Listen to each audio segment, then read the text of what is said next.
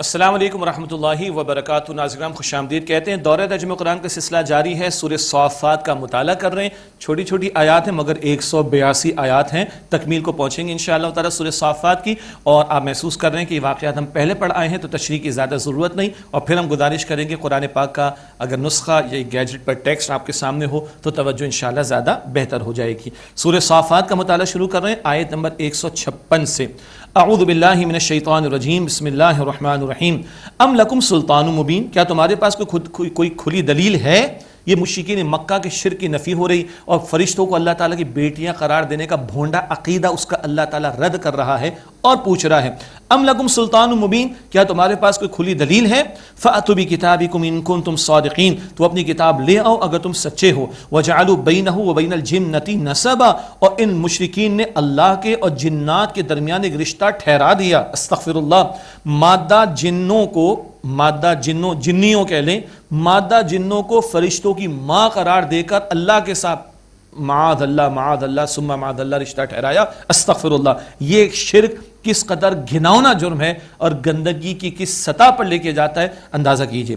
وَلَقَدْ عَلِمَتِ الْجِنَّةُ إِنَّهُمْ لَمُحْضَرُونَ. اور یقیناً جان لیا جنات نے کہ بے شک وہ عذاب میں گرفتار کیے جائیں گے. شریر جنات.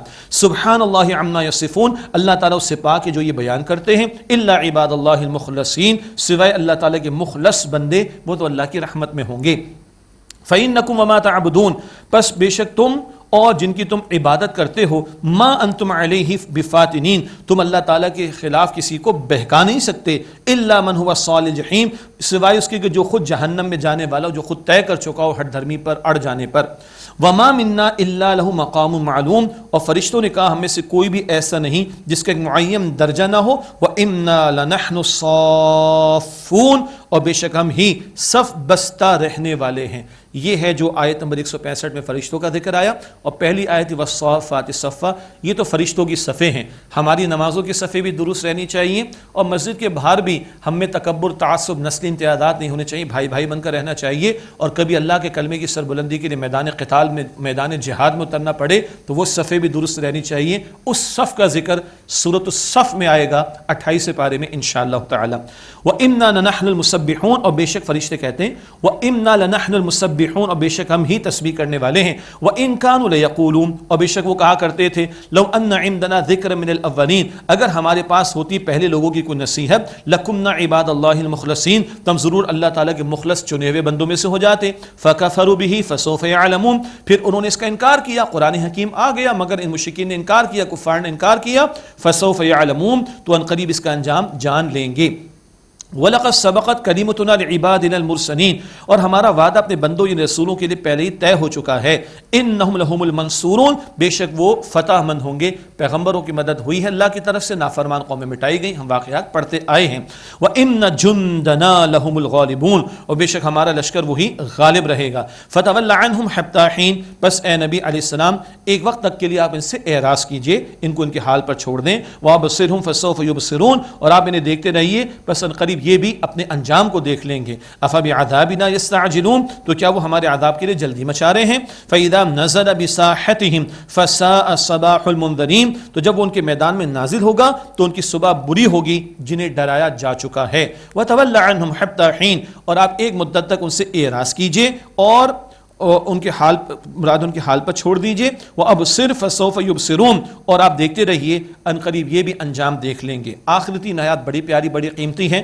سبحان ربک رب العزت عما یصفون. بس پاک ہے آپ کا رب عزت والا رب اس سے جو یہ مشرک بیان کرتے ہیں. وسلام علی المرسلین. اور سلام ہو رسولوں پر. والحمد للہ رب العالمین. اور اللہ رب العالمین ہی کے لیے تمام تعریف تمام شکر ہے. احادیث سے معلوم ہوتا ہے کہ مجلس کے اختتام پر بھی یہ آیات تلاوت کر لینی چاہیے. اس کا بھرپور اجر عطا ہوتا ہے. اور جو بھرپور اجر چاہے حضور علیہ السلام کا قول نقل ہوا وہ ان تین آیات کی تلاوت مجلسوں کے اختتام پر کر لیا کرے. بعض روایات میں نمازوں کے بعد کے معمولات کا بھی ذکر ہمیں ملتا ہے. سورہ صافات کے بعد سورہ صاد ہے. مکی صورت ہے.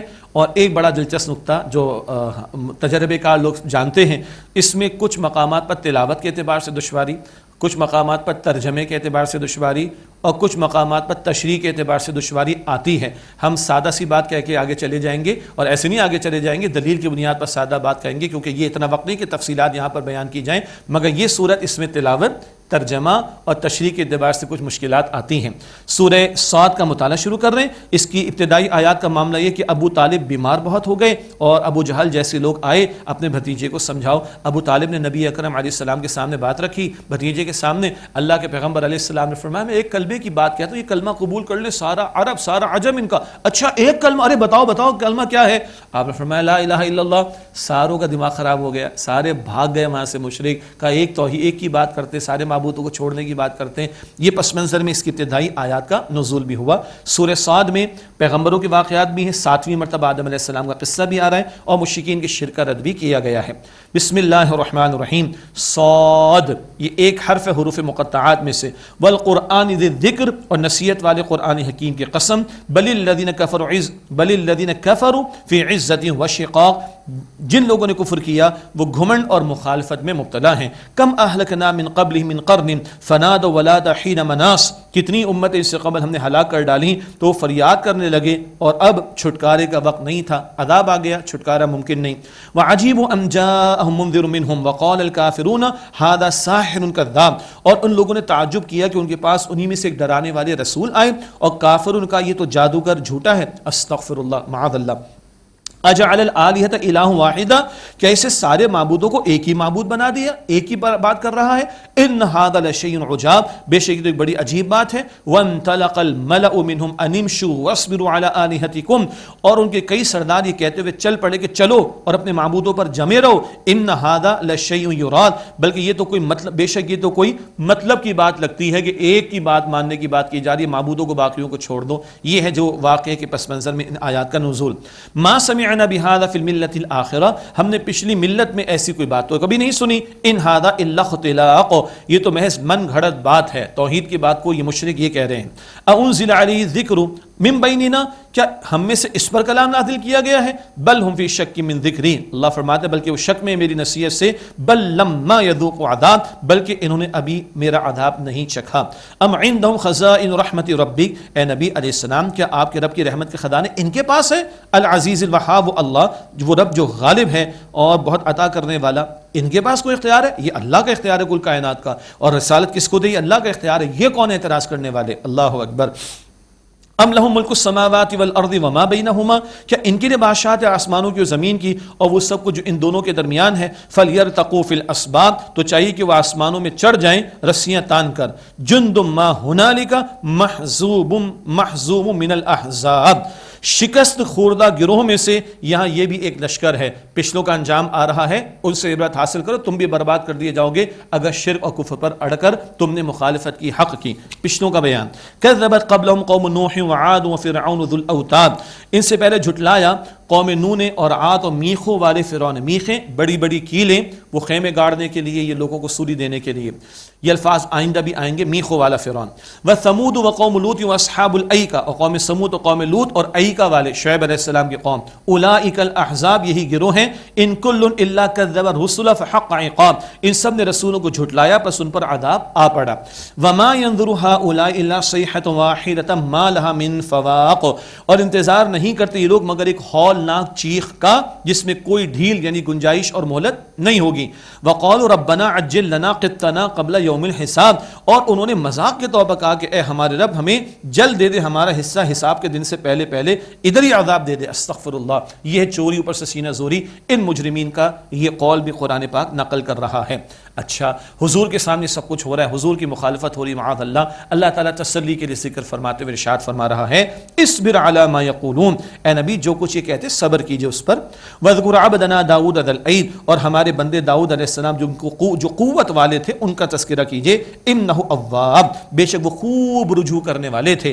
انا سخرنا الجبال معه یسبحن بالعشی والاشراق، بے شک ہم نے پہاڑ ان کے ساتھ مسخر کر دیے تھے، وہ صبح و شام تسبیح کرتے تھے. والطیر محشورا، اور جمع کیے گئے پرندے بھی مسخر تھے، وہ بھی تسبیح کرتے ان کے ساتھ. کل لہ اواب، سب اسی کی طرف رجوع کرنے والے تھے. ایک مراد اس اللہ کی طرف رجوع کرنے والے.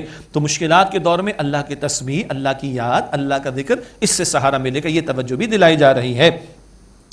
وَشَدَدْنَا مُلْكَهُ وَآتَيْنَاهُ الْحِكْمَةَ وَفَصْلَ الْخِطَابِ، اور ہم نے ان کی بادشاہت کو مضبوط کیا اور ان کو حکمت عطا فرمائی اور فیصلہ کن خطاب کی صلاحیت عطا فرمائی۔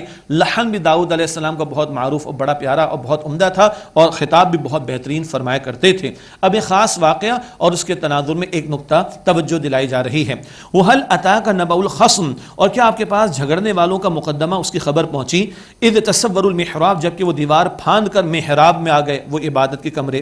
اذ دخلوا علی یہ میں نے جو عبادت کے کمرے، تو یہ کہنے کا مقصود تھا کہ شروع سے پڑھتے ہوئے آ رہے ہیں تو محراب کا ہم ترجمہ کر چکے، عبادت کے خاص کمرے، حضرت زکریا علیہ السلام کا تذکرہ، بی بی مریم کا تذکرہ۔ مسلسل ماہ مبارک میں اگر قرآن تسلسل سے پڑھیں گے تو چیزوں کو کنیکٹ کرنا میری اور آپ کے لیے انشاءاللہ مزید آسان ہوگا۔ اذ دخلوا علی داؤد ففزع منهم قالوا لا تخف، جب وہ داخل ہوئے داؤد علیہ السلام کے پاس وہ کچھ سے گھبرائے تو ان لوگوں نے کہا ڈریے مت، خصمانی بغا بعضنا علی بعض، ہم دو جھگڑنے والے ہیں، ہمارا مقدمہ ہے، ہم میں سے ایک نے دوسرے پر زیادتی کی ہے، فاحکم بیننا بالحق، بس آپ ہمارے درمیان فیصلہ فرما دیجئے، ولا تشتت واہدنا الی سواء الصراط، اور حق کے ساتھ آپ ہمارے درمیان فیصلہ فرمائیے اور بے انصافی نہ کیجیے گا اور سیدھے راستے کی رہنمائی فرمائیے گا۔ ان ھذا اخی، بے شک یہ میرا ایک بھائی ہے، لہو یعنی بھائی سے مراد ساتھی ہے، لہو 99 نعجۃ ولی نعجۃ واحدہ، اس کے پاس 99 دمبیاں ہیں اور میرے پاس ایک ہی دمبی ہے۔ فقال اکفلنیھا، پس اس سے کہا کہ وہ بھی میرے حوالے کر دیں، وعزنی فی الخطاب، اور اس نے مجھے گفتگو میں دبا لیا، بڑی زبردست گفتگو کرتا ہے، ایسی دبات کی اس سے مجھے دبا ڈالا، 99 اس کے پاس ہے، میری ایک بھی لینا چاہتا ہے، میں تشریح کر رہا ہوں، سینچری پوری کرنا چاہ رہا ہے۔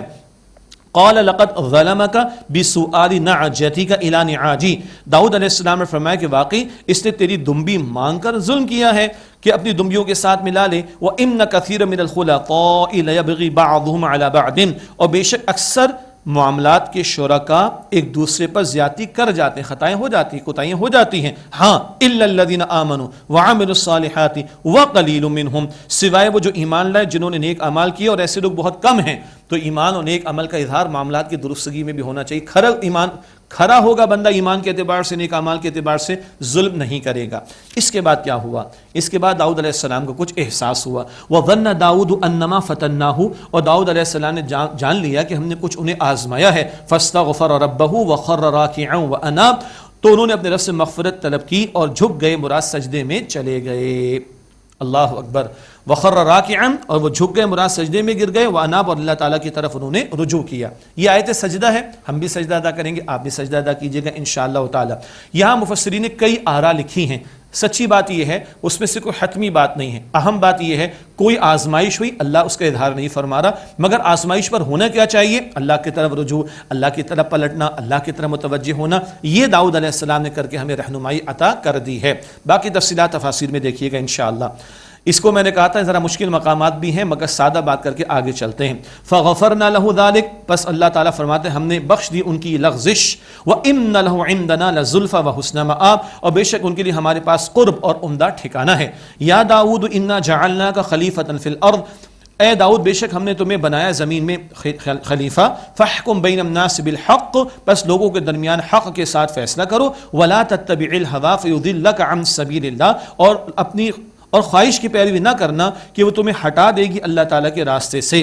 ان الذین یضلون عن سبیل اللہ، اور جو لوگ اللہ تعالیٰ کے راستے سے بھٹک جاتے ہیں، لہم عذاب شدید بما نسوا یوم الحساب، تو بے شک ان کے لیے شدید عذاب ہے اس پر کہ انہوں نے روز حساب کو بلا دیا۔ داؤد علیہ السلام خلیفہ، تمام انبیاء اللہ کے خلیفہ ہوتے تھے، نمائندگی کرنے والے۔ اب ختم نبوت کے بعد خلافت کی ذمہ داری امت مسلمہ کے کاندھوں پر اجتماعی طور پر اللہ کی نمائندگی کرنا اور زمین پر اللہ کے احکامات کے مطابق فیصلے کرنا۔ سورہ نور آیت نمبر 55 میں بھی یہ بات آ چکی ہے۔ وما خلقنا السماء والارض وما بينهما باطلا، اور ہم نے آسمان اور زمین کو جو کچھ ان دونوں کے درمیان ہے بیکار پیدا نہیں کیا۔ ذالک ظن الذین کفروا، یہ تو گمان ہے ان کا جنہوں نے کفر کیا۔ فویل للذین کفروا من النار، پس تباہی کافروں کے لیے آگ میں سے۔ اللہم اجرنا من النار، اے اللہ ہم سب کو آگ کے عذاب سے محفوظ فرما۔ ام نجعل الذین آمنوا وعملوا الصالحات کالمفسدین فی الارض، کیا ہم کر دیں گے ان لوگوں کو جو ایمان لائے اور انہوں نے اچھے اعمال کیے ان لوگوں کی طرح جو زمین میں فساد پھیلاتے ہیں؟ استغفر اللہ ام نجعل المتقین کالفجار، کیا ہم متقین کو اور بد کرداروں کو ایک جیسا کر دیں گے؟ Is it possible? سوال ہی پیدا نہیں ہوتا. تو جیسے ہی دو الگ الگ رویے ہیں تو ان کے نتائج بھی الگ الگ ہوں گے. اللہ فسق و فجور سے ہمیں بچائے اور اللہ ایمان پر مزید مضبوطی اور نیک اعمال کی مزید توفیق ہم سب کو عطا فرمائے. کتاب انزلناہ الیک مبارک لیدبروا آیاتہ ولیتذکر اولو الالباب، کہ ایک کتاب ہے نبی علیہ السلام برکت والی جو ہم نے آپ پر نازل کی تاکہ لوگ اس کی آیات میں غور و فکر کریں اور عقل والے اس سے نصیحت حاصل کریں. یہ قرآن غور و فکر کی دعوت دیتا ہے، تلاوت کرنے کے ساتھ غور و فکر کیا جائے. ترجمہ تشریح آغاز ہے، قرآن پاک کی زبان کسی درجے میں سیکھیں، قرآن حکیم کے کورسز میں آئیں، قرآن حکیم کی مجالس میں آئیں. غور و فکر کی قرآن کریم بار بار دعوت دیتا ہے اس مبارک کتاب میں. وَوَهَبْنَا لداؤد سلیمان، اور ہم نے داؤد علیہ السلام کو سلیمان عطا کیے، ان کے صاحبزادے. نعم العبد، بہت ہی عمدہ وہ بندے. انہ اواب، بے شک وہ اللہ تعالیٰ کی طرف رجوع کرنے والے تھے. اگلا جو بیان ہے اس میں دو آراء ہیں ترجمے اور تشریح میں. ہم ایک ترجمہ اور اسی کی تشریح آپ کے سامنے رکھیں گے سادہ انداز میں انشاءاللہ. اذ عرض علیہ بالعشی الصافنات الجیاد، یاد کرو جب شام کے وقت ان کے سامنے اعلیٰ اور عمدہ نسل کے گھوڑے پیش کیے گئے. فقال انی احببت حب الخیر عن ذکر ربی، تو سلیمان علیہ السلام نے فرمایا کہ بے شک میں نے اپنے رب کی یاد کی خاطر اس مال کی محبت کو پسند کیا ہے. یہ گھوڑے میں اس لیے محبوب رکھتا ہوں کہ راہ خدا میں استعمال ہوتے ہیں جہاد و قتال کے لیے. اللہ اکبر. حتی توارت بالحجاب، یہاں تک کہ وہ پردے میں چلے گئے. ردوها علی، فرمایا کہ ان کو میرے سامنے لے کر آؤ، مراد گھوڑوں کو. فتفق مسحا بالسوق والاعناق، پھر وہ ان کی پنڈلیوں اور گردنوں پر ہاتھ پھیرنے لگے محبت کے اظہار کے لیے. ٹھیک ہے، یہ ایک ترجمہ ایک تشریح. گھوڑوں سے محبت تھی اور یہ گھوڑے راہ خدا میں استعمال ہوتے تھے، اور سلطنت جو ان کو عطا ہوئی وہ اللہ کے کلمے کی سربلندی کے لیے استعمال ہو رہی تھی، تو ان گھوڑوں کو راہ خدا میں استعمال کرتے ہیں ان سے محبت کا اظہار. وَلَقَدْ فَتَنَّا سُلَيْمَانَ وَأَلْقَيْنَا عَلَى كُرْسِيِّهِ جَسَدًا ثُمَّ أَنَابَ، اور یقیناً ہم نے سلیمان علیہ السلام کی آزمائش کی. اچھا، یہ جو ہم علیہ السلام پڑھتے ہیں ہمارے ادب کے اعتبار سے، ٹھیک ہے، ترجمے کا یہ حصہ نہیں ہوتا، ادب کے اعتبار سے ہم پڑھتے ہیں. وَلَقَدْ فَتَنَّا سُلَيْمَانَ وَأَلْقَيْنَا عَلَى كُرْسِيِّهِ جَسَدًا ثُمَّ أَنَابَ، اور یقیناً ہم نے سلیمان علیہ السلام کی آزمائش کی اور ہم نے ان کے تخت پر ایک دھڑ سا لا کر رکھ دیا، پھر انہوں نے اللہ سبحانہ و تعالیٰ کی طرف رجوع کیا. اب یہ کیسی آزمائش؟ واللہ عالم، بہت کچھ مفسرین نے لکھا، حتمی بات کچھ نہیں کہی جا سکتی، کوئی آزمائش تھی. بہرحال ثم اناب، اور انہوں نے اللہ تعالیٰ کی طرف رجوع کا معاملہ اختیار کیا.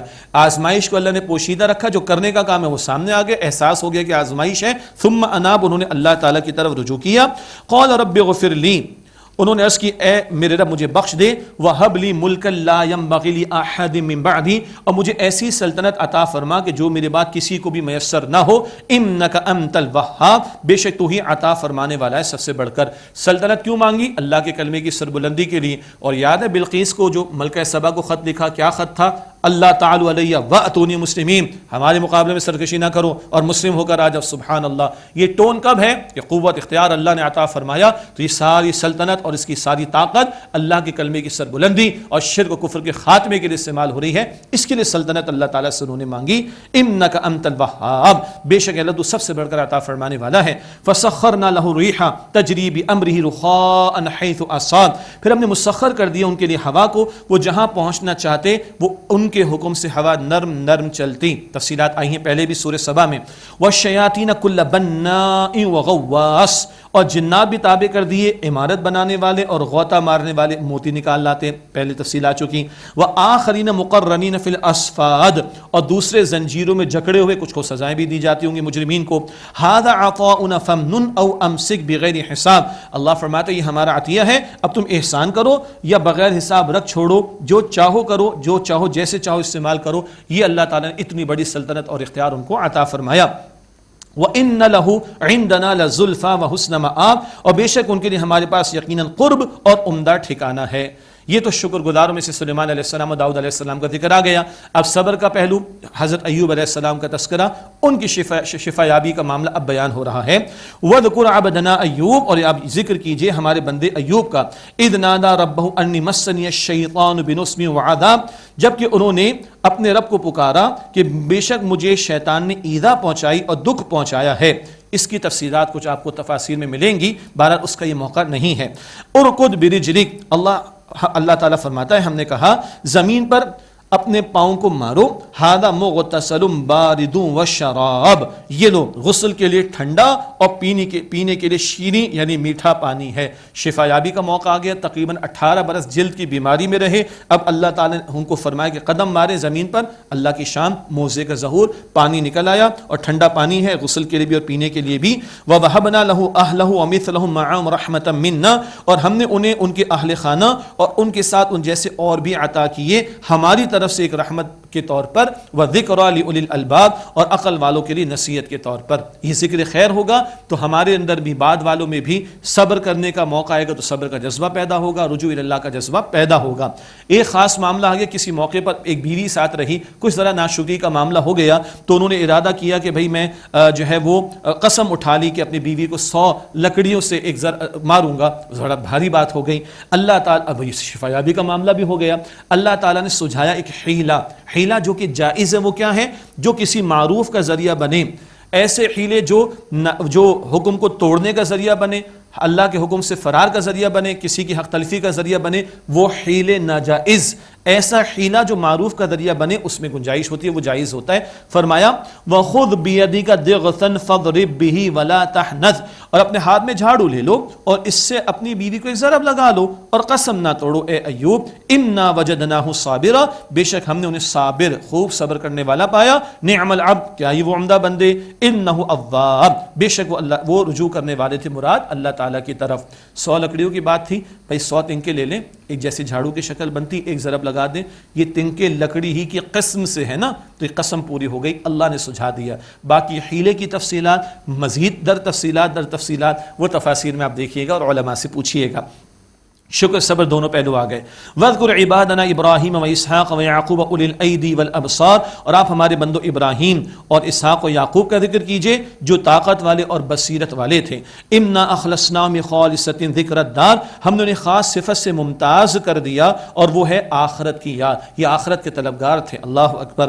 وَإِنَّهُمْ عِندَنَا لَمِنَ الْمُصْطَفَيْنَ الْأَخْيَارِ، اور بے شک وہ ہمارے نزدیک سب سے زیادہ عمدہ چنے ہوئے لوگوں میں سے تھے۔ وَاذْكُرْ إِسْمَاعِيلَ وَالْيَسَعَ وَذَا الْكِفْلِ، اور آپ یاد کیجئے اسماعیل اور الیسع اور ذی الکفل کو، وَكُلُّ مِنَ الْأَخْيَارِ، اور یہ تمام ہی تمام اچھے لوگوں میں سے تھے۔ انبیاء اور رسول کا ذکر جاری ہے، ہذا ذکر، یہ ایک نصیحت ہے۔ وَإِنَّ لِلْمُتَّقِينَ لَحُسْنَ مَآبٍ، اور یقین متقین کے لیے عمدہ ٹھکانہ ہے۔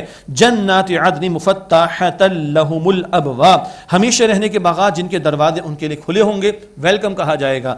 متکئین فیہا یدعون فیہا بفاکہۃ کثیرۃ وشراب، ان میں وہ تکیے لگائے ہوئے ہوں گے اور ان میں منگوائیں گے میوے بہت سے اور مشروبات بھی۔ وعندہم قاصرات الطرف اتراب، اور ان کے پاس نیچی نگاہ رکھنے والیاں ہم عمر عورتیں ہوں گی۔ نیچی نگاہ، پھر عورت کی حیا کا ذکر، نگاہوں کی حفاظت کا ذکر، ہم عمر عورتیں ہوں گی۔ اہل جنت کی عمر 33 برس بیان کی گئی ہے ابن ماجہ شریف کی حدیث میں۔ ھذا ما توعدون لیوم الحساب، یہ جس کا تم سے وعدہ کیا جاتا ہے یوم حساب کے لیے۔ ان ھذا لرزقنا ما لہ من نفاد، بے شک یہ ہمارا رزق ہے، اس کو کبھی ختم نہیں ہونا۔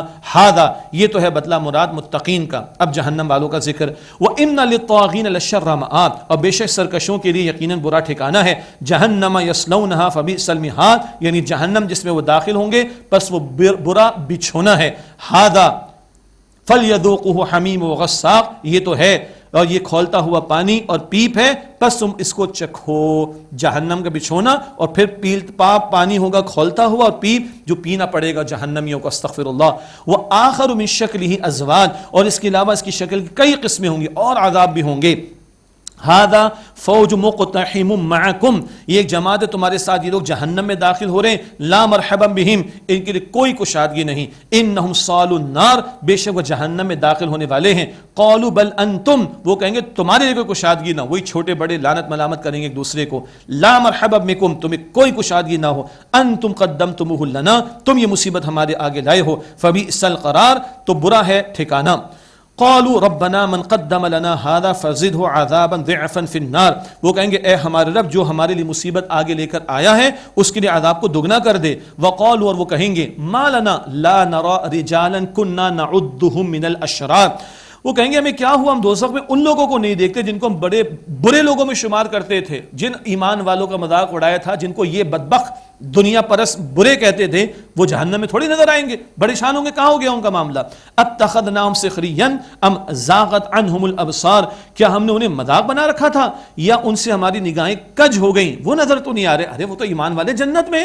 ان ذلک لحق تخاصم اہل النار، بے شک اہل دوزخ کا یہ باہم جھگڑنا بالکل حق ہے، جھگڑا ہی کرتے رہیں گے مگر عذاب میں کوئی کمی ان کے لیے نہیں ہوگی۔ قل، اے نبی صلی اللہ علیہ وسلم فرما دیجئے، انما انا منذر، بے شک میں تو ڈرانے والے ایک رسول ہوں، وما من الہ الا اللہ الواحد القہار، اور اللہ کے سوا کوئی معبود نہیں، وہ یکتا ہے، زبردست ہے، رب السماوات والارض وما بینہما العزیز الغفار، وہ رب آسمان و زمین کا اور جو ان دونوں کے درمیان ان سب کا، وہ اللہ غالب ہے، بہت بخشنے والا۔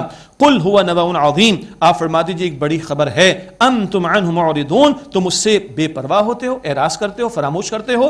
ما کان لی من علم بالملئ الاعلی اذ یختصمون، مجھے کچھ خبر نہیں عالم بالا کی جب وہ یعنی فرشتے آپس میں کچھ بحث کرتے ہیں، مجھے نہیں معلوم۔